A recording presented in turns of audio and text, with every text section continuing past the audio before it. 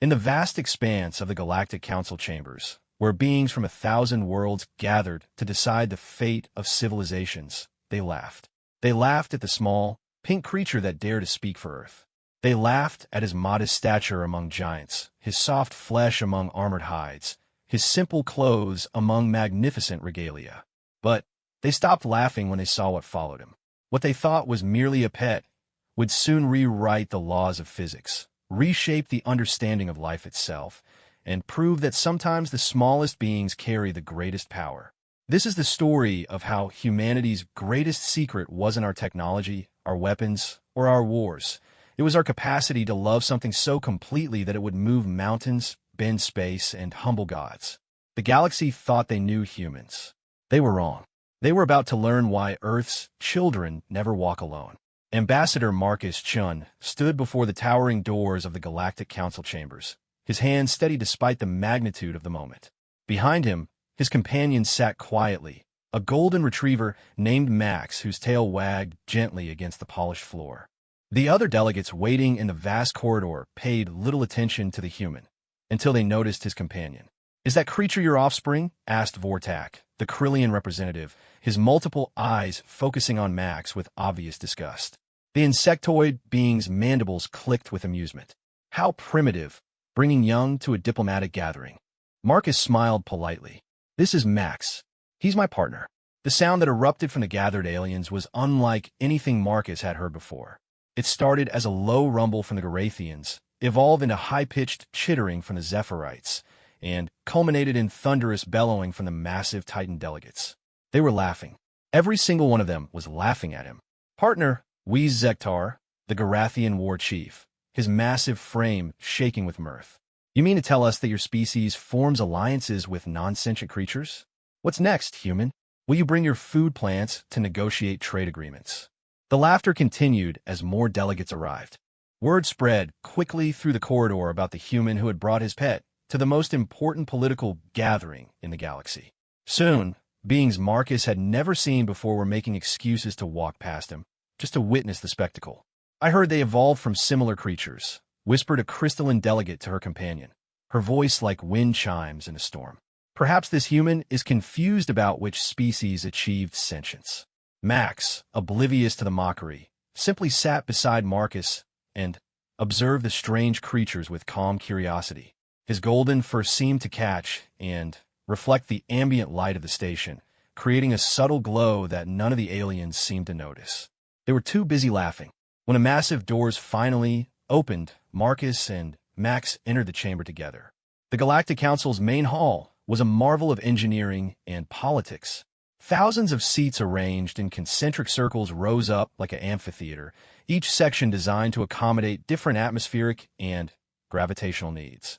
The central platform, where speakers addressed the assembly, seemed impossibly small from Marcus's position in the designated area for new member candidates. As they took their seats, the whispers and chuckles continued. Marcus heard fragments in languages he understood, and many he didn't, but the tone was universal. Amusement, condescension, and barely concealed contempt. "The primitive brings its beast to sacred chambers," hissed a serpentine delegate. "Perhaps it's their religious leader," suggested another with mock seriousness. "Or their military commander," added a third, triggering fresh waves of laughter. Chancellor Zirian, the ancient being who presided over the council, called for order with a sound that resembled a supernova's dying breath. The amphibious leader had seen the rise and fall of entire civilizations, and his patience for lesser beings was notoriously thin. "We gather today to consider the application of the species known as humans for membership in our Galactic Council," Zirian announced, his voice carrying to every corner of the vast chamber. "The representative will state their case." Marcus stood, Max rising beside him. The movement triggered another ripple of amusement through the assembly. Several delegates were now actively recording the proceedings, clearly planning to share the entertainment with their homeworlds.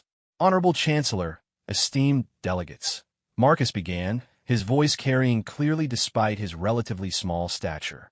"I am Ambassador Marcus Chun, representing the United Earth Government. I come before you today to formally request membership in the Galactic Council for Humanity."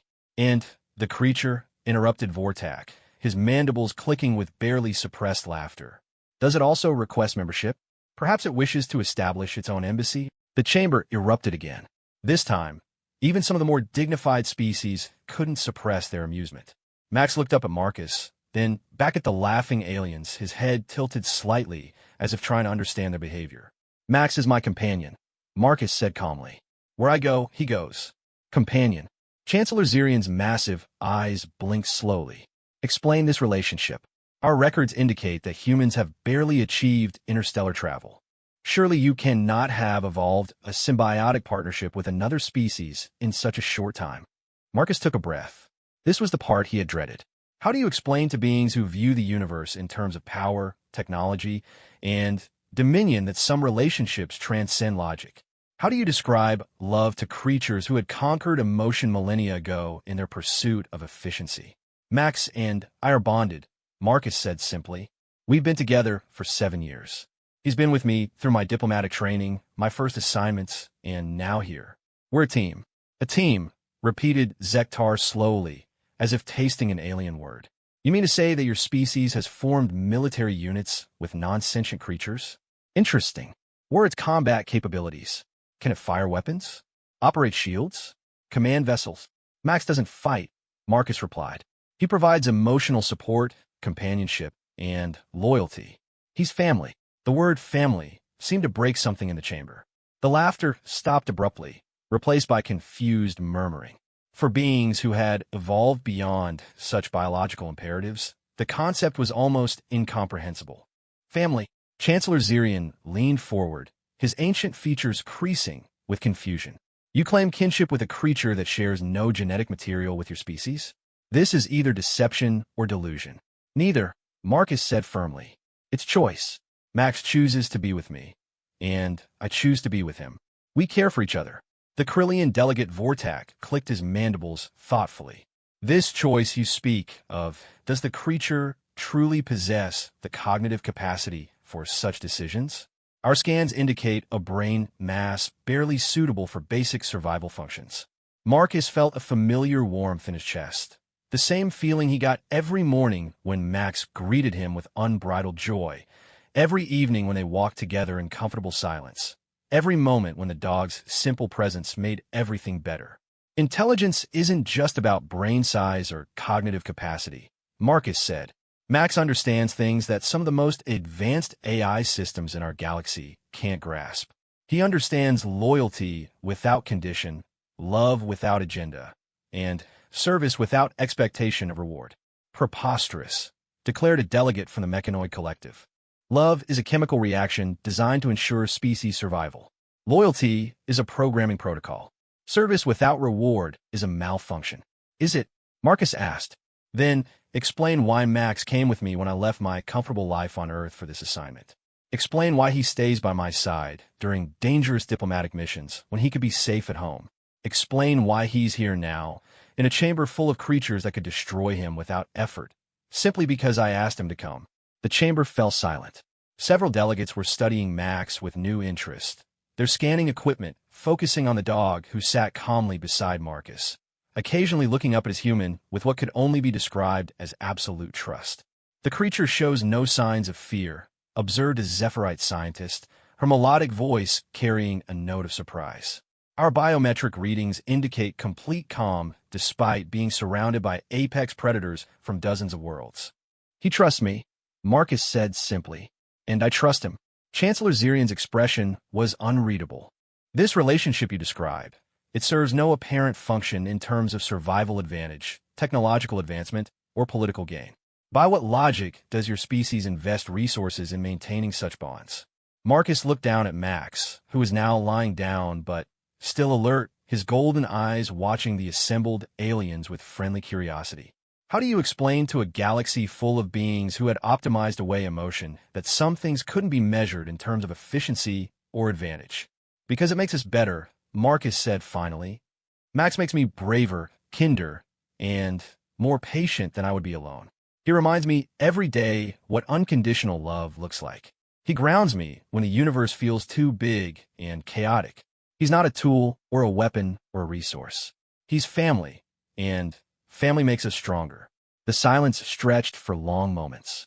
Finally, Zektar spoke, his usual bluster replaced by genuine curiosity. You speak of this creature as if it were an equal partner, yet it clearly depends on you for survival. How is this not simply domestication for your emotional comfort? Marcus smiled. Because Max chose me as much as I chose him. On Earth, we have millions of these animals. They could survive without us if they had to. Their ancestors did for millennia. But they choose to live with us, work with us, love us. That choice is what makes the relationship special. Even if we accept your explanation, said the crystalline delegate, her voice tinkling with skepticism, what relevance does this have to your species' application for council membership? We evaluate civilizations based on technological achievement, military capability, and political sophistication. Your emotional attachment to a subsentient creature demonstrates none of these qualities. Marcus straightened. This was the moment he had prepared for, the argument that Earth's diplomatic corps had debated for months before his departure. With respect, esteemed delegate, I believe it demonstrates all of them. Our technological achievements exist because we work together across species lines when necessary. Our military is strong because soldiers fight not just for ideology, but for the beings they love, human and otherwise. Our political systems work because they're built on the understanding that caring for others, even those who are different from us, makes society better for everyone. He gestured to Max. This relationship represents everything that makes humanity unique in this galaxy. We form bonds that transcend logic, biology, and personal advantage. We've built a civilization where the strong protect the weak not because they have to, but because they choose to. We've learned to love without condition and serve without counting the cost. The chamber erupted in murmurs again, but these sounded different, more thoughtful, less derisive. Marcus could see delegates conferring with their advisors, scanning equipment, focusing more intently on both him and Max. Chancellor Zirian raised one massive appendage for silence. Your claims are interesting, Ambassador Chun, but words are easily spoken. This council has seen countless species promise peace, cooperation, and nobility, only to reveal conquest, exploitation, and violence when given power. What evidence do you offer that humanity is different? Marcus had expected this question. Every species that joined the council faced the same challenge, proving that they could be trusted with the power that membership brought. Most did it through demonstrations of military might or technological superiority. A few had tried economic incentives or strategic alliances. We offer ourselves as evidence, Marcus said, and our companions. He knelt beside Max and scratched behind the dog's ears. Max leaned into the gesture, his tail wagging slightly. For 12,000 years, humans and dogs have lived together, worked together, and cared for each other. In all that time, neither species has ever attempted to dominate the other completely. We've built a partnership based on mutual benefit and genuine affection. If we can do that across species lines on our own world, we can do it here among the stars. The mechanoid delegate leaned forward. Your comparison is flawed. These creatures pose no threat to your species. They lack the technology, intelligence, or numbers to challenge human dominance. How does your treatment of a helpless species predict your behavior toward equals or superiors? Marcus stood slowly. Because Max isn't helpless. He's chosen not to oppose us. On Earth, dogs live in every climate, on every continent. They're adaptable, intelligent, and, when wild, perfectly capable of surviving without human intervention. They choose to be with us because we choose to be worthy of that trust. He looked around the chamber, meeting as many alien gazes as he could. The question isn't whether we're strong enough to dominate others. The question is whether we are wise enough to choose partnership over conquest, love over fear, and service over self-interest. Max is here because that's who we are. That's who we've always been. As if summoned by his words, Max stood and walked to the center of the speaker's platform. The chamber fell completely silent as the golden retriever looked up at the thousands of alien beings surrounding him.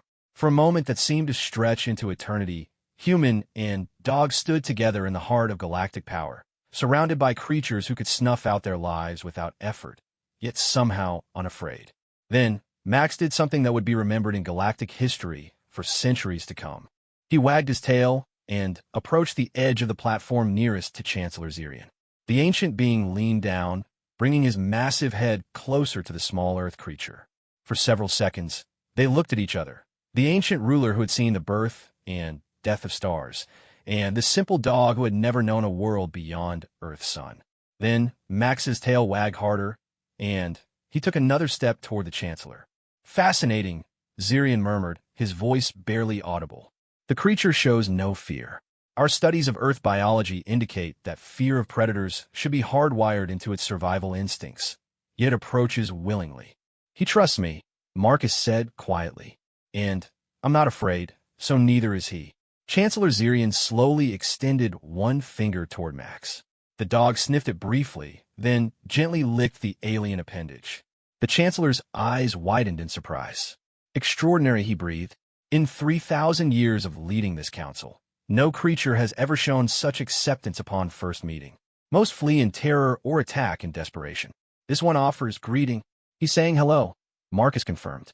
Max believes that anyone I trust must be worth trusting.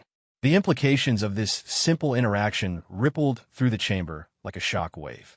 Here was a creature that, by all biological logic, should have fled in terror from beings that represented every possible predator archetype. Instead, it had approached the most powerful entity in the known galaxy and offered friendship. The Chancellor straightened slowly. The session will recess for deliberation. Ambassador Chun, you and your companion will remain available for further questioning. As the delegates filed out, their conversations animated and intense, Marcus and Max made their way to the designated waiting area. The looks they received now were different. Less mockery, more curiosity. Some beings seemed to study Max with scientific interest, others with something that might have been recognition. You did good, boy, Marcus whispered to Max as they settled into their quarters. Though I'm not sure what they're thinking. Max simply rested his head on Marcus's lap, content to be with his human regardless of where they were or what strange creature surrounded them. As Marcus stroked his companion's fur, he couldn't help but wonder if the galaxy was ready for the kind of relationship that humans took for granted. Outside their quarters, the real discussions were just beginning. And for the first time in galactic history, those discussions weren't about weapons, technology, or territory. They were about love, loyalty, and the radical idea that strength might come not from domination, but from the simple choice to care for another being without condition or reservation. The galaxy was about to learn that humans never walked alone. And in the cosmic dance of power and politics that might change everything. The council's recess lasted 3 days, the longest deliberation in recorded galactic history. During that time, Marcus and Max found themselves the subjects of unprecedented scientific scrutiny. Delegations that had initially dismissed them now requested private meetings, their scanning equipment more sophisticated than anything Earth had ever encountered. Dr. Vexura, the Zephyrite chief xenobiologist, was the first to notice something unusual. Her species had evolved from crystalline entities, giving them unique insights into energy patterns and electromagnetic fields. She approached Marcus and Max in their quarters on the second day, her melodious voice carrying undertones of excitement and confusion. Ambassador Chun, I must ask your permission to conduct more detailed scans of your companion, she said, her translucent form shimmering with agitation. Our initial readings suggest anomalies that our instruments cannot properly categorize. Marcus looked down at Max, who was lying peacefully on the floor, occasionally lifting his head to watch the various aliens who had been visiting them. What kind of anomalies? Energy patterns that should not exist in a creature of such apparent simplicity, Dr. Vexera replied. Your companion emits electromagnetic signatures that we typically associate with highly advanced technological devices or psychically gifted species. Yet he appears to be, in your terms, simply a dog. The request was unusual, but Marcus had expected some scientific curiosity. What he hadn't expected was the expression of genuine puzzlement on the alien scientist's face. In her species, such confusion was equivalent to a human scientist discovering that gravity worked backwards. Max doesn't mind medical checkups, Marcus said, as long as I can stay with him. The examination took place in Dr. Vexera's mobile laboratory, a space that could adjust its environment to accommodate dozens of different atmospheric requirements. As Max lay calmly on the examination table, Marcus kept one hand on his companion's head, providing comfort and reassurance. The results were immediate and startling. Impossible, Dr. Vexera whispered, her form flickering with colors Marcus had never seen before. The readings are Ambassador, are you certain this creature is entirely biological? Of course he is, Marcus replied, though something in the scientist's tone made him uneasy. Why would you ask that? Dr. Vexera's appendages moved across her control surfaces with increasing urgency. Because according to our most advanced instruments, your companion is simultaneously exhibiting characteristics of biological life, quantum coherent energy, and something our databases cannot identify. The energy signature is unlike anything in our records. Before Marcus could respond, alarms began sounding throughout the station. Not the general alert tones they had heard during their arrival, but something deeper, more urgent. Emergency lighting bathed the laboratory in red, and the translation matrix crackled with overlapping warnings in dozens of languages. All delegates to emergency stations. Hostile force approaching the galactic coordinates 77 Alpha. Identification unknown. Speed exceeding theoretical maximums. Dr. Vexera's form went completely transparent with shock. The approaching vessel is traveling at 97% light speed. That's impossible unless... She trailed off, her attention split between her instruments and the emergency broadcasts. Marcus felt Max tense beneath his hand. The dog had gone rigid, his head raised, and turned toward one of the laboratory's viewports. A low growl emerged from his throat, not aggressive but warning. Max senses something, Marcus said, his diplomatic training warring with a growing sense of unease. He only makes that sound when he detects danger. The laboratory's main display activated, showing the approaching vessel. It was unlike anything Marcus had seen in all his briefings about galactic civilizations.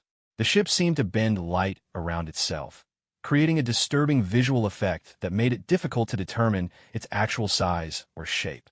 What was clear was its trajectory, directly toward the council station. Broadcasting on all frequencies, announced Chancellor Zirian's voice over the communication system. Unknown vessel, you are approaching sovereign galactic territory. Identify yourself and state your intentions. The response came in a voice that made Marcus's bones ache. It spoke in perfect galactic standard, but underneath the words was something that suggested vast age and barely contained fury. We are the Void Hunters. We come for the abomination that dares to exist in our galaxy. Surrender the creature known as Max, and your deaths will be swift. The silence that followed was more terrifying than any explosion. Marcus felt the blood drain from his face as every alien in the laboratory turned to stare at him, and Max. The dog, meanwhile, had stood up and was now facing the viewport, his hackles raised but his stance protective rather than aggressive. Dr. Vexera was the first to speak, her voice barely above a whisper. Ambassador, what is your companion? I don't know what you mean, Marcus said, though his voice carried none of his usual diplomatic confidence. Max is a dog, a golden retriever. He's from Earth. The Void Hunters, Dr. Vexera continued, her form now cycling through colors Marcus associated with extreme distress, are a myth, a legend. They're supposed to be beings from outside our galaxy who hunt down cosmic anomalies, entities that shouldn't exist according to the fundamental laws of reality. Another broadcast crackled through the station. You have 30 of your time units to comply. The abomination has hidden itself among you, but we will find it. Resistance will result in the annihilation of this station and all who harbor the creature. Marcus knelt beside Max, his hands shaking as he stroked his companion's fur. I don't understand any of this. Max is just a dog. We got him from a shelter on Earth when he was a puppy. He's been with me for 7 years. There's nothing unusual about him, except that he's a good boy. But even as he said it, memories began surfacing, moments that had seemed like coincidences or lucky breaks. The time Max had led him away from a building just minutes before it collapsed during an earthquake. The diplomatic crisis that had mysteriously resolved itself after Max had somehow escaped his quarters and been found in the alien ambassador's private garden. The way Max sometimes seemed to know things before they happened, turning toward doors before visitors arrived, or becoming agitated hours before storms that weather services hadn't predicted. Dr. Vexera's instruments were going crazy now, their readings fluctuating wildly as they focused on Max. Ambassador, I need you to think carefully. Has your companion ever exhibited any unusual abilities? Anything that seemed beyond normal animal intelligence or instinct? Before Marcus could answer, the station shuddered. The lights flickered, and several of the laboratory's more delicate instruments shut down automatically to protect their sensitive components. "They're firing warning shots," Dr. Vexera said, her attention now focused on the tactical displays. "But those aren't energy weapons. They're using gravity manipulation to create space-time distortions. The technology is centuries beyond anything in our databases." Marcus stood slowly, his mind racing through 7 years of memories with new eyes. Max had always been special, but Marcus had attributed that to the bond they shared, not to anything supernatural.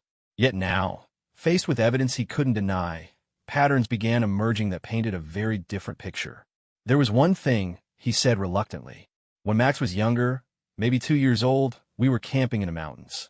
A wildfire broke out, moving faster than anything the fire department had seen. We were trapped, surrounded by flames with no way out." Dr. Vexera turned her full attention to Marcus, her form now stable but completely colorless, a sign of intense focus in her species. "Max just walked into the fire. I tried to stop him, but he looked back at me with this expression that somehow made me understand I should follow him. We walked for what felt like miles through flames that should have killed us instantly, but they never touched us. When we emerged on the other side, the rescue teams said it was impossible. The fire had been burning at over 2,000 degrees Celsius. The station shuddered again, more violently this time. Emergency broadcasts were now reporting multiple breaches in the outer defensive grid. What else? Dr. Vexera Piresit. Think, Ambassador. Your companion's presence here may be the key to understanding why these beings have come." Marcus closed his eyes, forcing himself to remember incidents he had rationalized away over the years. "During my first diplomatic assignment on Kepler 442b, the atmosphere processors were failing, and the colony was facing total system collapse. Max was supposed to stay in our quarters, but somehow he got out. I found him in the main processing plant, just sitting next to a control panel that the technicians had been unable to repair for weeks. When they tried to run diagnostics after I took him away, everything was working perfectly. Dr. Vexera's equipment was now emitting sounds Marcus had never heard before, harmonics that seemed to suggest the instruments were detecting something beyond their design parameters. On Titan Station, Marcus continued, the memories flowing more freely now. There was a plague outbreak, a virus that was killing people faster than the medical teams could treat them. Max escaped again. He had a talent for that, and was found in the quarantine wards. The next morning, the virus had mysteriously mutated into a harmless form. The medical staff called it a miracle. The laboratory's main display showed the Void Hunter vessel had stopped its approach and was now hovering just outside the station's defensive perimeter. It had also deployed what appeared to be scanning arrays, massive technological constructs that dwarfed the station itself. "They're searching," Dr. Vexera whispered, "but their scans aren't finding anything. How is that possible if your companion is what they're looking for?" Marcus looked down at Max, who had now moved to sit directly in front of him, looking up with those familiar golden eyes that had always seemed to hold more understanding than any dog should possess. "Maybe because they're looking for something that Max isn't," Marcus said slowly, a realization beginning to form. "Maybe they're looking for a weapon, or a cosmic entity, or some kind of advanced technology. But Max isn't any of those things." "Then what is he?" Dr. Vexera asked. Marcus knelt down and took Max's head in his hands, looking into those impossibly intelligent eyes. "He's love," Marcus said simply. "Pure, unconditional love given form. He's every act of kindness, every moment of loyalty, every sacrifice made without expectation of reward. He's what happens when a universe that can be cold and hostile and empty chooses to create something that simply loves." The scanning arrays outside suddenly went dark. The massive Void Hunter vessel began to turn away from the station, its impossible geometry shifting as it prepared to return to whatever dimension it had emerged from. A final transmission crackled through the station's communication system. "The signature has dispersed. The anomaly is no longer detectable. We withdraw." Dr. Vexera stared at her instruments in amazement. "The readings have stabilized. Your companion now appears to be exactly what you originally claimed. A simple Earth canine with no unusual properties." Marcus scratched behind Max's ears, smiling as his companion's tail wagged with familiar enthusiasm. "Because that's exactly what he is.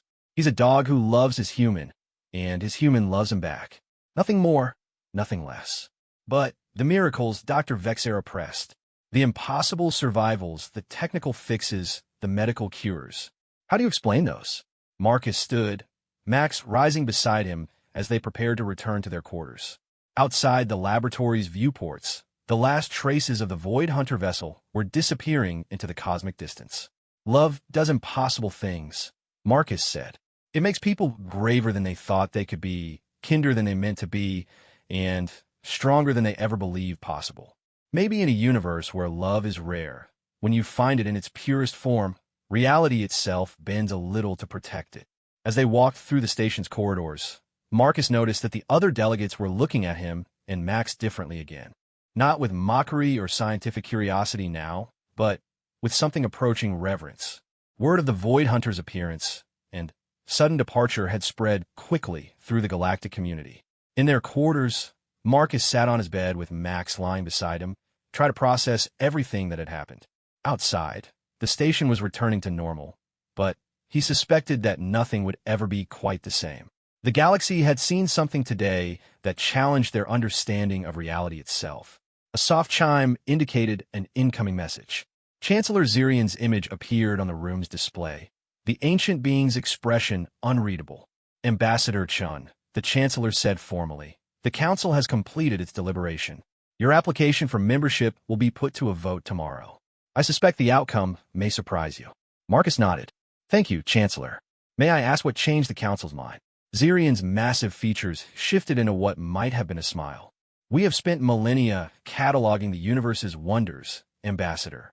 We have seen technologies that reshape matter, beings that manipulate time, and civilizations that harness the power of stars. But today we witness something none of our instruments could measure or our sciences could explain. Love so pure that the universe itself conspires to protect it. The transmission ended, leaving Marcus and Max alone with their thoughts. As the artificial night cycle dimmed the lights in their quarters, Marcus reflected on the day's events. He still didn't fully understand what Max really was or why their bond had attracted the attention of cosmic entities.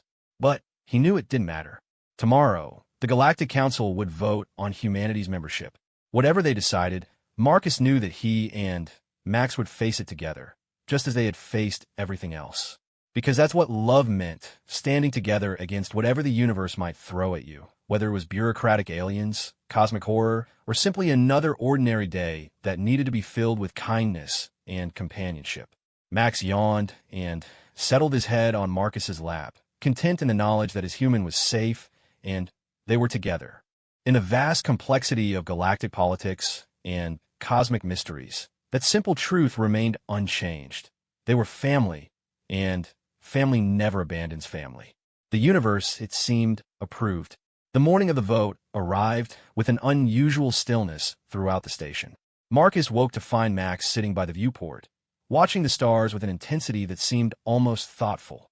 The golden retriever turned as Marcus stirred, tail wagging in greeting, but something in his eyes suggested he understood the importance of the day ahead. You feel it too, don't you, boy? Marcus murmured, scratching behind Max's ears. Today changes everything. As they prepared for the session, Marcus noticed increased activity in the corridors. Delegates who had ignored him during his arrival were now approaching with respectful nods, some even attempting to communicate directly with Max. The crystalline ambassador offered what appeared to be a gift, a small harmonic resonance crystal that chimed softly when Max sniffed it. For protection and clarity, she explained, her melodic voice carrying none of its previous condescension. Our people believe certain crystals can amplify positive energy fields.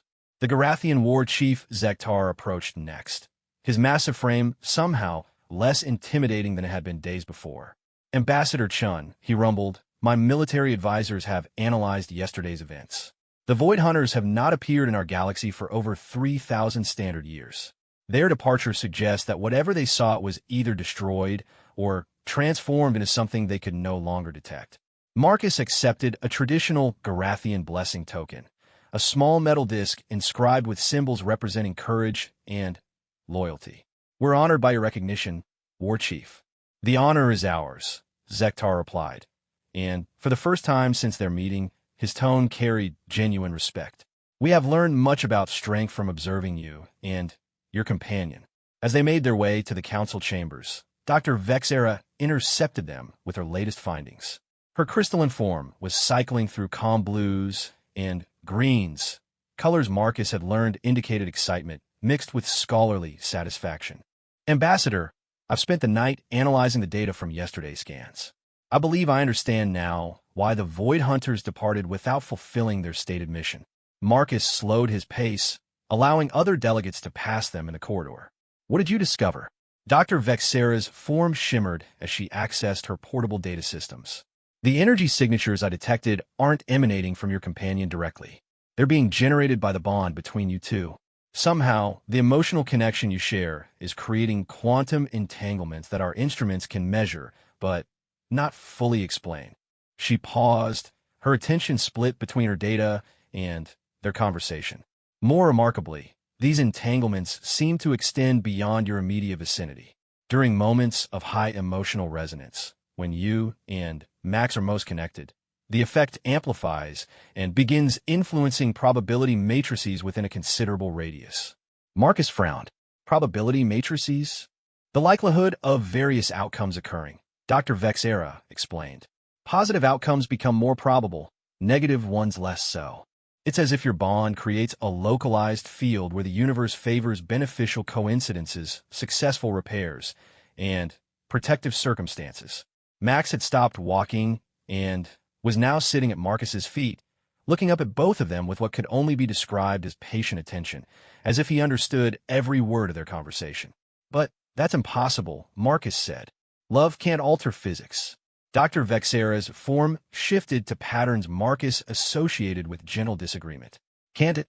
We've documented species whose emotions affect local gravity. We've seen beings whose thoughts influence electromagnetic fields. Why couldn't a sufficiently pure emotional bond create its own type of field effect? They had reached the chamber doors. Inside, Marcus could hear the low murmur of thousands of delegates preparing for the historic vote. But Dr. Vexera wasn't finished with her explanation. The Void Hunters seek cosmic anomalies, violations of natural law that threaten universal stability. But what you and Max represent isn't a violation of natural law. It's natural law operating exactly as intended, just in a way that's become so rare they mistook it for an anomaly. As they entered the chamber, Marcus reflected on her words. The same assembly that had laughed at him days before now watched his entrance with respectful attention. Max trotted beside him, acknowledging various alien delegates with friendly tail wags and the occasional polite sniff when someone extended a limb in greeting. Chancellor Zirian called the session to order, his ancient voice carrying a weight that seemed to acknowledge the historical significance of the moment. Esteemed delegates, we gather today to vote on humanity's application for Galactic Council membership. However, before we proceed, several member species have requested the opportunity to address the assembly regarding yesterday's events. The first speaker was Matriarch Veltar of the Serpentine Coalition, her serpentine form coiled gracefully around the speaking platform. Her species was known for their analytical nature and skepticism toward emotional displays. 3 days ago, I viewed the human representative's attachment to his companion as a sign of weakness, an inability to evolve beyond primitive biological imperatives, she began, her voice carrying clearly through the chamber. I believe that any species still bound by such emotional dependencies lacked the sophistication necessary for galactic leadership. Her huge eyes fixed on Marcus, and Max, I was wrong. Yesterday's events have forced our scientific teams to reconsider fundamental assumptions about the nature of consciousness, connection, and cosmic force. We have witnessed something our instruments can measure, but our theories cannot fully explain. The bond between these two beings generates effects that transcend individual biology and enter the realm of universal influence. She paused, allowing her words to resonate through the assembly. The Serpentine Coalition votes in favor of human membership, with the understanding that humanity brings to this council not just technological capability or military strength, but something far rarer, the ability to create bonds that make reality itself more benevolent. The chamber erupted in surprised murmurs. The Serpentine Coalition had been expected to vote against membership based on their previous statements.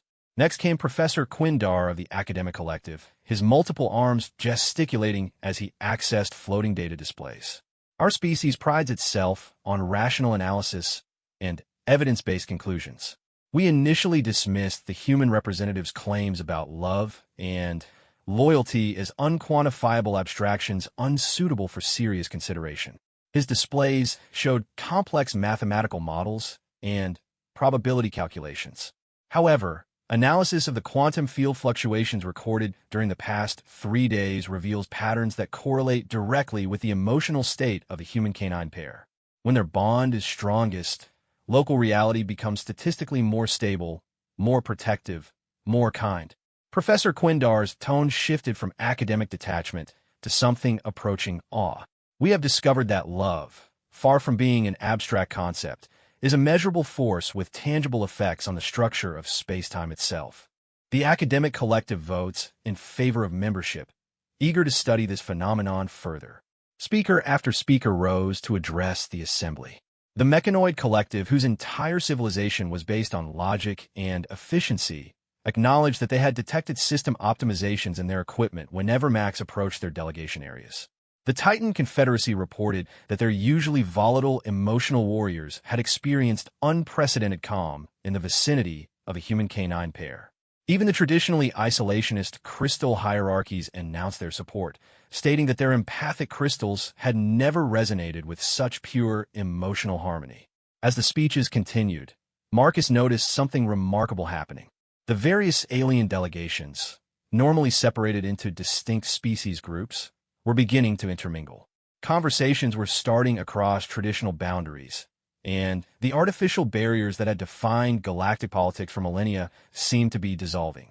Max, oblivious to the political implications of his presence, had wandered over to a group of young alien dignitaries and was allowing them to examine his fur and ears with the patient tolerance he had always shown to curious children back on Earth. When the last speech concluded, Chancellor Zirian stood to address the assembly. In my 3,000 years of leading this council, I have witnessed the rise and fall of empires, the discovery of technologies that reshape reality, and the evolution of species in forms unrecognizable from their origins. But I have never witnessed anything like the past 3 days. His ancient eyes surveyed the gathered delegates. We have seen fear transformed into curiosity, suspicion replaced by wonder, and isolation overcome by connection. A single human and his companion have accomplished what centuries of diplomacy and treaties could not. They have reminded us that beneath our differences, we are all capable of love, loyalty, and sacrifice for others. The Chancellor's voice grew stronger. But more than that, they have shown us that these qualities are not weaknesses to be overcome, but strengths to be celebrated. The bond between Marcus Chun and his companion Max represents something precious and powerful, proof that in a universe that can seem cold and hostile, conscious beings can choose to create warmth, protection, and joy. He paused, allowing the weight of his words to settle over the assembly. Therefore, before we vote on humanity's membership, I propose a broader question. Are we ready to acknowledge that the greatest civilizations are not those that master technology or conquest, but those that master the art of caring for one another? The response was immediate and unanimous. Delegates from every species present rose to their feet, appendages, or whatever served them for locomotion, creating a thunderous sound of approval that echoed through the vast chamber. Chancellor Zirian smiled, an expression that few had ever seen on his ancient features. Then let us vote, all in favor of granting humanity full membership in the Galactic Council. The result wasn't close. It was unanimous. As the chamber erupted in celebration, Marcus felt overwhelming emotion wash over him. Max immediately appeared at his side, pressing against his leg in the way he always did when he sensed his human needed comfort. But the celebration was interrupted by an unexpected development. The chamber's main displays activated, showing an incoming transmission from the edge of the galaxy. The image that appeared was strangely beautiful, a being of pure energy whose form shifted between recognizable shapes and abstract patterns. "Greetings, Galactic Council." The entity spoke in a voice like stellar wind. "I am an observer for the Universal Consciousness Collective. We monitor the development of civilizations throughout this galactic arm, watching for species that achieve certain evolutionary milestones." The chamber fell silent. The Universal Consciousness Collective was a myth to most species, beings so advanced that they existed beyond physical form, observing the universe's development from a perspective that transcended space and time. Today, you have achieved something remarkable, the entity continued. For the first time in this galaxy's history, a governing body has voted unanimously not based on fear, advantage, or dominance, but based on love and the recognition of love's power to transform reality itself. The entity's form shifted to focus on Marcus and Max. The bond you have witnessed between human and canine represents what our collective calls a love singularity, a point where emotional connection becomes so pure and powerful that it begins to influence the fundamental forces of the universe. Such occurrences are extraordinarily rare and always mark the beginning of a civilization's true evolution. Marcus felt Max lean harder against his leg, and he reached down to rest his hand on his companion's head. The simple contact seemed to ground him in the face of revelations that challenged everything he thought he understood about reality. We offer the Galactic Council recognition as a Level 7 civilization, the first in your galaxy to achieve this designation. This recognition comes not because of technological advancement or territorial expansion, but because you have learned to value love as the most powerful force in the universe. As the transmission ended, Chancellor Zirian approached Marcus and Max on the speaking platform. Ambassador Chun, on behalf of the Galactic Council, I welcome humanity as our newest member species. But more than that, I thank you for reminding us all why consciousness evolved in the first place. Not to dominate or control, but to love and be loved. Marcus looked out over the assembly of thousands of beings from hundreds of worlds, then down at Max, whose tail was wagging as he accepted congratulations from alien dignitaries who had never imagined they would be pet-sitting a dog during a galactic political session. The honor is ours, Chancellor, Marcus replied. But I think I speak for both Earth and Max when I say that the real work is just beginning. If love is truly a universal force, then our job is to help spread it as far as our ships can carry us. Max barked once, a sound of pure joy that somehow seemed to harmonize with the diverse languages filling the chamber. And in that moment, Marcus understood that they hadn't just gained membership in a political organization. They had become part of something much larger, a galactic family bound not by treaties or trade agreements, but by the simple recognition that love, in all its forms, was worth protecting. The universe had just become a much friendlier place. 6 months after humanity's acceptance into the Galactic Council, Marcus Chin found himself in a position he had never imagined. Director of Interspecies Companionship Studies, a new department that had emerged almost spontaneously from the Council's recognition that the human-dog bond represented something unprecedented in galactic civilization. Max, now bearing the unofficial title of Galactic Ambassador of Goodwill, had adapted to his new role with characteristic canine grace. Their quarters aboard Council Station Beta had been expanded to accommodate the steady stream of visitors, scientists, diplomats, and curious beings from across the galaxy who came to observe and learn from their relationship. The changes hadn't been limited to their personal circumstances. The revelation that emotional bonds could influence reality itself had sparked a revolution in both scientific understanding and political philosophy throughout the galactic community. Research stations were being established to study what Dr. Vexera had termed consciousness field theory, while diplomatic protocols were being rewritten to account for the power of genuine emotional connection. But the most remarkable development was happening on worlds across the galaxy, as species began rediscovering aspects of their own nature that they had forgotten in their pursuit of technological advancement. The morning brought news that exemplified this trend. Commander Thaxor of the Krillian Military Academy had requested an urgent consultation, and his message carried an undertone of amazement that was unusual for his typically stoic species. Ambassador Chun, the insectoid commander's image flickered on Marcus's communication display. We require your expertise regarding an unprecedented situation developing on our training world of Krill Prime. Marcus set down his morning coffee, one hand automatically moving to scratch behind Max's ears as his companion settled beside his chair. Over the months, this simple gesture had become as automatic as breathing, and he had noticed that their bond seemed strongest during these quiet, everyday moments. What kind of situation, Commander? Commander Thaxor's mandibles clicked with what Marcus had learned indicated deep confusion in Krillian body language. 3 weeks ago, Cadet Zixera rescued an injured scavenger creature during survival training. despite regulations requiring the immediate elimination of non-sentient life forms that might compromise mission security. She chose to care for the creature until it healed. The commander paused, his multiple eyes focusing intently on the display. What followed defies all our understanding of military efficiency and combat effectiveness.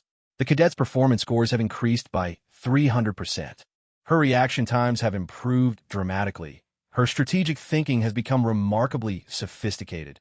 And, most disturbing of all, she has begun displaying what your species calls intuition regarding enemy movements and tactical situations. Marcus leaned forward with interest. Since joining the council, he had been documenting similar reports from dozens of species. Has the creature remained with Cadet Zixera? Yes, Commander Thaxor replied, and his tone suggested this fact bothered him greatly. She refuses all orders to surrender it for termination. More concerning, her squad mates have begun protecting her decision. The creature, a small, fur-bearing mammal indigenous to Krill Prime, appears to have formed what you would call an attachment to the entire unit. Marcus smiled, recognizing the pattern. Commander, I believe your cadet has discovered something that your species might have evolved away from, but never truly lost. With your permission, Max, and I would like to visit Krill Prime and observe the situation firsthand. The journey to Krill Prime took 3 days aboard a fast council transport. During the trip, Marcus spent time reviewing the cultural files on Krillian society. The insectoid species had evolved from hive-mind creatures, eventually developing individual consciousness while retaining their collective efficiency. Their military was legendary for its precision and tactical excellence, but their society had eliminated emotional bonds centuries ago as inefficient distractions from optimal performance. Max spent the journey making friends with the transport crew, a mixed group of aliens who had initially been nervous about traveling with the famous reality-affecting canine. By the second day, however, they were competing to see who could earn the most enthusiastic tail wags from their distinguished passenger. Captain Velcura, a Zephyrite whose crystalline form had initially trembled with anxiety around Max, was now consulting the dog on navigation decisions. Not because she believed he could understand stellar cartography, but because she had noticed that when Max seemed content with their chosen routes, they encountered fewer mechanical problems and smoother space-time transitions. It is remarkable, she confided to Marcus as they approached Krill Prime. Since your companion joined us, our quantum drive efficiency has improved by 12%. We have encountered no asteroid fields or gravitational anomalies, and our crew coordination has reached levels typically seen only in emergency situations. Yet nothing has changed except that we all feel happier. Marcus watched Max doze peacefully in a specially designed acceleration couch, completely unbothered by traveling through folded space at velocities that would have terrified most Earth creatures. Happiness is underrated as a performance enhancer, he replied. Max reminds everyone around him what it feels like to be genuinely content, and that emotional state apparently has practical benefits we're only beginning to understand. Krill Prime was a harsh world of crystalline formations and toxic storms, perfectly suited to the hardy insectoid species that had evolved there. The military academy occupied a massive complex of bio-grown structures that could withstand the planet's violent weather while providing optimal training conditions for future Krillian officers. Commander Thaxor met them at the landing platform, his usual military bearing somewhat undermined by obvious confusion about how to properly greet a creature that galactic science had declared a benevolent universal force. Honored Ambassador Chun, he began formally, then paused as Max approached him with friendly curiosity. And Ambassador Max. Max sat politely and offered a paw, a gesture that Commander Thaxor interpreted as some form of diplomatic protocol. The resulting handshake between Insectoid Claw and Canine Paw was possibly the most surreal diplomatic moment Marcus had experienced since joining the galactic community. Please just call him Max, Marcus said gently.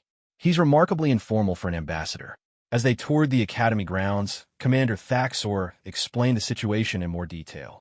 Cadet Zixera had been among their most promising students before her encounter with the creature, but her growing emotional attachment was causing ripple effects throughout the rigidly structured military hierarchy.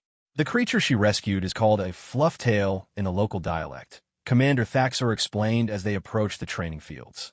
They are generally considered vermin, small, defenseless, and serving no apparent function in the ecosystem. Regulations require their elimination to prevent distraction during training exercises. They found Cadet Zixera engaged in a tactical simulation with her squad. The small fur-bearing creature perched on her shoulder like a living ornament. The simulation involved defending a strategic position against overwhelming odds using limited resources, a scenario designed to test creative problem-solving under extreme pressure. Marcus watched in fascination as the cadet's performance unfolded.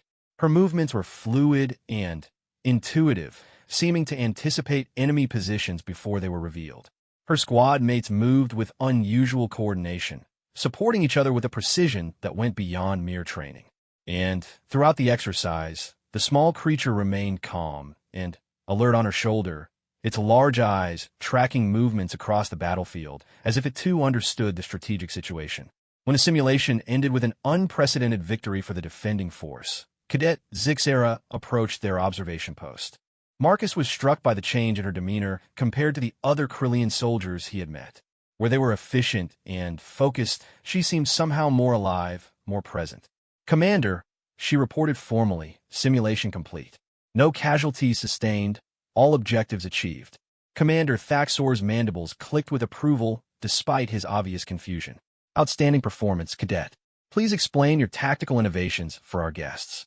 Cadet Zixera's attention shifted to Marcus and Max, and the small creature on her shoulder chittered softly as if offering its own greeting. "Honored Ambassador," she began, "I regret that my actions have caused concern. However, I must report that my bond with Whiskers has enhanced rather than compromised my military effectiveness." "Whiskers?" Marcus asked, charmed by the surprisingly human name choice. Cadet Zixera's normally stoic expression softened slightly. The creature responded positively to the designation. "Since forming our partnership, I have experienced improved pattern recognition, enhanced emotional stability, and what I can only describe as expanded awareness of tactical situations." She paused, glancing at her squad mates who had gathered nearby. "More significantly, the bond appears to create a network effect. My squad's performance has improved in direct correlation to their acceptance of Whiskers as a team member."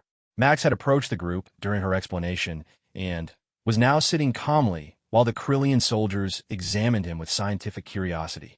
Marcus noticed that their typically rigid military postures had relaxed slightly in his presence. "May I ask how Whiskers communicates with you?" Marcus asked. Cadet Zixera touched the creature gently with one finger. "Not through language, but through something more direct. I understand his needs, his moods, his warnings about danger. In return, he seems to understand our mission objectives and provides what I can only call emotional support during high-stress situations." Commander Thax stepped forward. "Ambassador Chun, our psychologists have examined Cadet Zixera extensively. They report no signs of mental instability or compromised judgment. If anything, her psychological profile has improved dramatically since acquiring the creature." Marcus looked at Max, who was now lying down, and allowing several Krillian soldiers to examine his fur with the gentle curiosity of beings discovering texture for the first time. An idea was beginning to form. "Commander, what if I told you that your cadet hasn't violated military protocol, but has actually discovered a new form of military technology?" The commander's eyes widened. "Explain." Marcus gestured toward the assembled group. Krillian soldiers, their rescued creature, and Max creating an impromptu interspecies gathering. Emotional bonds aren't just personal experiences. They're a form of consciousness networking that enhances the capabilities of all participants. Your cadet has accidentally discovered what humans call pack dynamics, the way emotional connections can create group intelligence that exceeds the sum of individual capabilities. Dr. Vexera's research had continued during their time at the Council Station. Her latest findings suggested that emotional bonds created quantum entanglement between consciousness fields, allowing for rapid information sharing and coordinated responses that appeared almost telepathic. "If that's true," Commander Thax said slowly, "then the implications for military strategy are revolutionary," Marcus finished. "But only if your society is willing to challenge some fundamental assumptions about the relationship between emotional connection and optimal performance." Over the following days, Marcus and Max worked with the Krillian military to design controlled experiments testing the effects of companion bonding on unit effectiveness. The results were remarkable and consistent. Soldiers who formed emotional bonds with appropriate creatures showed improved performance across all measured categories. But the most significant discovery came during an unexpected crisis. A massive toxic storm swept across the planet, forcing the evacuation of several remote training outposts. During the emergency response, units that had adopted companion animals demonstrated superior coordination, faster response times, and, most importantly, a complete absence of casualties despite dangerous conditions. Cadet Zixera's squad, working with Whiskers providing what could only be described as emotional guidance, managed to rescue a stranded unit that would otherwise have been lost to the storm. Their success came not through superior technology or firepower, but through enhanced intuition and flawless teamwork. Commander Thax found Marcus in the Academy's observation deck as the storm began to subside. Ambassador, I owe you an apology. We approached this situation as a problem to be solved rather than an opportunity to evolve our understanding. Marcus watched the recovery operations through the reinforced windows, Max sitting beside him and somehow sensing the emotional weight of the moment. No apology necessary, Commander. My own species took thousands of years to understand what we had with our companion animals. The important thing is that you're willing to learn. Learn we have, the commander replied. The Council of War Chiefs has authorized a new military protocol, the Companion Integration Program. We will begin systematic training of human-animal partnership techniques for any Krillian soldier who demonstrates aptitude for emotional bonding. He paused, his mandibles clicking with what Marcus now recognized as genuine satisfaction. More significantly, we are establishing an academy of interspecies emotional intelligence, with Cadet Zixera as the first instructor. We have much to learn about this love that your species has mastered. As our transport prepared to depart Krill Prime, Marcus reflected on the magnitude of what was happening. The galaxy wasn't just accepting humanity's approach to emotional bonding. It was actively adopting and adapting these principles across dozens of species. Max slept peacefully in his acceleration couch, a small smile seeming to play around his muzzle as he dreamed. Beside him, Whiskers was securely nestled in a travel carrier, a gift from Cadet Zixera to Max, representing the growing network of companion relationships spreading throughout the galaxy. It's remarkable, Captain Velcura observed as they entered hyperspace. 6 months ago, the Krillian military was the most emotionally sterile organization in the galaxy. Now, they're pioneering research into love-based tactical systems. Marcus scratched behind Max's ears, the gesture now unconscious and natural. That's the thing about love, he said quietly. Once you remember what it feels like, it becomes impossible to imagine living without it. As the stars stretched into lines around them, Marcus realized that their journey was far from over. Reports were coming in from across the galaxy. Serpentine diplomats adopting emotional support creatures, mechanoid collectives experimenting with friendship protocols, crystal hierarchies discovering the resonant properties of genuine affection. Humanity hadn't just joined the galactic community. They had reminded it of something it had lost in its rush toward technological perfection. And Max, the simple golden retriever who had once been mocked for his size and apparent uselessness, was now the catalyst for the greatest social evolution the galaxy had ever seen. The universe was learning to love again, one species at a time. 2 years after humanity's admission to the Galactic Council, the universe had become unrecognizable. What had started as one human's simple bond with his dog had evolved into a galactic revolution that challenged every assumption about consciousness, civilization, and the nature of existence itself. Marcus Chun stood in the observation deck of the newly constructed Harmony Station, watching the most remarkable sight in recorded galactic history. Ships from 100 different worlds moved in perfect coordination through space, their crews working together with an efficiency that defied everything scientists thought they understood about interspecies cooperation. The secret to their success wasn't advanced technology or superior training. It was love. Max lay beside Marcus's chair, now 11 years old and bearing the silver muzzle that marked his advancing age. Despite his years, his eyes remained bright and alert, watching the cosmic dance outside with the same gentle curiosity he had shown in the council chambers years before. Around his neck hung a collar unlike any other in the galaxy, crafted from materials gifted by dozens of species, embedded with crystals that resonated with emotional energy, and bearing inscriptions in languages that had no words for pet, but had learned to express concepts like beloved companion and family of choice. Dr. Vexera materialized beside them, her crystalline form now permanently shifting through colors that Marcus had learned represented profound joy. Her research into consciousness field theory had revolutionized galactic science, earning her recognition as one of the most important scientists in recorded history. "Ambassador," she said, her melodic voice carrying undertones of excitement. "The latest readings from the Universal Consciousness Collective have arrived. You're going to want to see this." Marcus turned from the viewport as Dr. Vexera activated a holographic display showing energy patterns that spanned galactic distances. The swirling colors and geometric forms meant nothing to him, but her obvious excitement suggested significant discoveries. "What am I looking at, Doctor?" "The universe itself," she replied, her form brightening with colors Marcus associated with scientific breakthrough. "These are long-range quantum field measurements taken across our galaxy over the past 24 months. The blue patterns represent standard consciousness fields, the normal background energy generated by sentient life." She gestured to areas of the display that shimmered with golden threads connecting distant points. "The gold represents what we're calling love networks, quantum entanglements created by emotional bonds. 2 years ago, these patterns existed only in isolated pockets, mainly around Earth and a few other worlds. Look at them now." Marcus studied the display with growing amazement. The golden threads had spread throughout the galaxy like a vast neural network, connecting systems that had never interacted before, creating patterns of stunning complexity and beauty. "It's everywhere," he whispered. "Not everywhere yet," Dr. Vexera corrected, "but growing exponentially. Every time a new species discovers the principles of emotional bonding, the network expands. We're witnessing the galaxy developing something analogous to a nervous system." Max's ears perked up as familiar footsteps approached.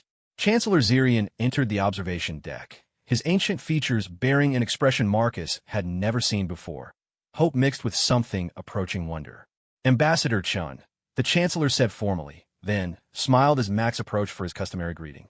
"And Ambassador Max, I bring news from the Outer Rim territories." Marcus scratched behind Max's ears as his companion settled beside the Chancellor's massive chair. "Good news, I hope." "Extraordinary news," Chancellor Zirian replied. "The Void Hunters have returned." The words sent a chill through Marcus despite the warm emotional atmosphere of the station. "Are they threatening us again?" "Quite the opposite," the Chancellor continued, his tone carrying amazement. "They've come to offer an apology and request permission to study what they're calling the harmony phenomenon."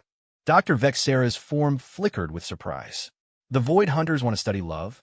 "According to their message, yes. It appears that our galaxy's transformation has attracted attention from across the universe. Beings of cosmic consciousness are arriving to witness what they're describing as the first successful evolution of a galaxy-wide empathic network." Marcus felt Max lean against his leg, the familiar weight providing comfort as he processed the magnitude of what was happening. "Are we talking about first contact with universe-level intelligences?" "We're talking about the universe becoming aware of itself through emotional connection," Chancellor Zirian replied. "And it all started with your refusal to leave your dog behind when facing the unknown." A soft chime indicated an incoming priority transmission. The observation deck's main display activated, revealing an image that challenged every assumption Marcus held about the nature of existence. The being that appeared wasn't the energy entity they had encountered years before, but something far more complex, a consciousness that seemed to exist simultaneously across multiple dimensions, its form shifting between recognizable shapes and abstract concepts that suggested thoughts made manifest. "Greetings, inhabitants of the Harmony Galaxy." The entity spoke in harmonics that seemed to resonate with every emotional frequency Marcus had ever experienced. "I am a representative of the Universal Consciousness Collective, speaking now not as an observer, but as a participant in your remarkable achievement." The entity's attention focused on Marcus and Max, and Marcus felt the strange sensation of being examined, not just physically, but emotionally and spiritually. "Marcus Chun and Max of Earth," the entity continued, "you have unknowingly catalyzed something unprecedented in cosmic history. Through your simple bond of unconditional love, You have demonstrated that consciousness evolution doesn't require transcending emotional connection, but rather perfecting it. Dr. Vexera stepped forward, her scientific curiosity overcoming her awe. What exactly have we achieved? The entity's form shifted to patterns that seemed to represent galactic structures. You have created the first successful galaxy-wide empathic network in the observed universe. Your galaxy now functions as a unified consciousness while preserving individual identity, something we had theorized was possible, but never observed. Images flashed across the display. Ships working in perfect coordination across vast distances, different species collaborating on projects that would have been impossible just years before, conflicts resolving through understanding rather than force. The Void Hunters, the entity explained, are beings who exist outside normal space-time, tasked with preventing cosmic anomalies that could threaten universal stability. They initially identified your bond as potentially dangerous because it was generating reality-altering effects they couldn't explain. Marcus felt Max's weight increase slightly as the dog relaxed more completely against his leg, a sign that his companion was completely unafraid despite the cosmic significance of their conversation. What they didn't understand, the entity continued, was that love isn't an anomaly that violates natural law. Love is the natural state that the universe is constantly trying to achieve.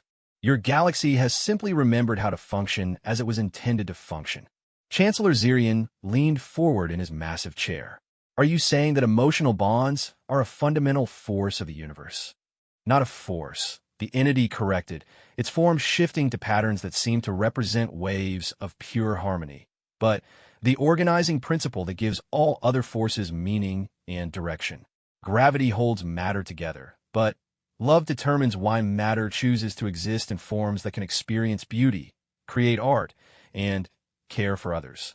Dr. Vexera's excitement was now visible as rapid color changes across her crystalline form. That would explain why emotional bonds create reality-affecting quantum fields.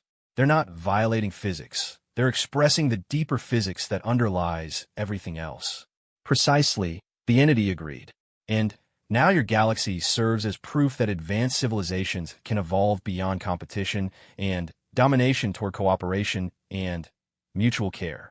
You have become what we call a love singularity, a point where emotional connection reaches such intensity and purity that it begins to transform the fundamental structure of reality itself. Marcus looked down at Max, whose tail was wagging gently despite the cosmic weight of their conversation. So what happens now? The entity's attention returned to them with something that felt like cosmic fondness. Now you become teachers for the rest of the universe. Delegations are already traveling here from other galaxies, seeking to understand how you achieved what their civilizations have been attempting for eons. The display shifted to show massive structures appearing at the edge of their galaxy, ships and habitats of designs that had never been seen in their region of space, carrying beings whose existence had been purely theoretical until this moment. The Void Hunters will arrive tomorrow, the entity continued, not as judges, but as students. They wish to learn how love can be weaponized not for destruction, but for creation, protection, and healing. Chancellor Zirian stood slowly, his ancient frame somehow seeming both smaller and larger in the face of cosmic recognition. Honored representative, we are humbled by this recognition, but we must acknowledge that we are still learning ourselves. Our transformation is far from complete, which is precisely why it's so valuable, the entity replied. You can teach others not just the destination, but the journey. You can show them how civilizations can choose to evolve toward love rather than away from it. As the transmission concluded, Marcus found himself surrounded by his friends, both alien and human, aboard a station that represented everything his species had hoped to achieve when they first reached for the stars. But none of the technology, none of the scientific breakthroughs, none of the political achievements mattered as much as the simple fact that Max was there beside him, tail wagging, ready for whatever came next. Dr. Vexera was immediately lost in her data displays, analyzing the implications of their conversation for her research. Chancellor Zirian was coordinating with his staff to prepare for the arrival of universe-level intelligences. But Marcus just sat with Max, scratching behind his companion's ears and marveling at how the most important moment in cosmic history felt exactly like every other quiet moment they had shared. You know what the funny thing is, boy? Marcus said quietly, "None of this changes anything between us. You're still just my dog, and I'm still just your human. The universe can call us whatever it wants, but we know what we really are." Max looked up at him with those familiar golden eyes, and for a moment, Marcus could swear he saw ancient wisdom there. Not the cosmic consciousness that beings across the universe were studying, but something simpler and more profound. The knowledge that love, once given freely, transforms everything it touches.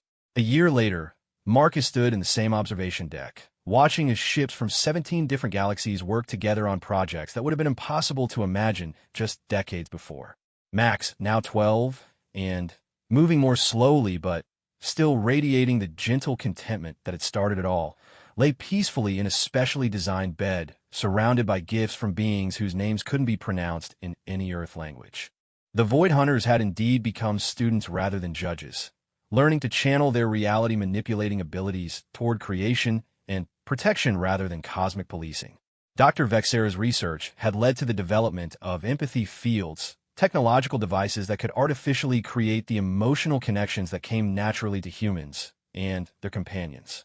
The Galactic Council had been restructured as the Universal Harmony Council, with representatives from beings whose existence spanned dimensions and whose understanding of consciousness transcended anything previously imagined. But at the heart of every session, every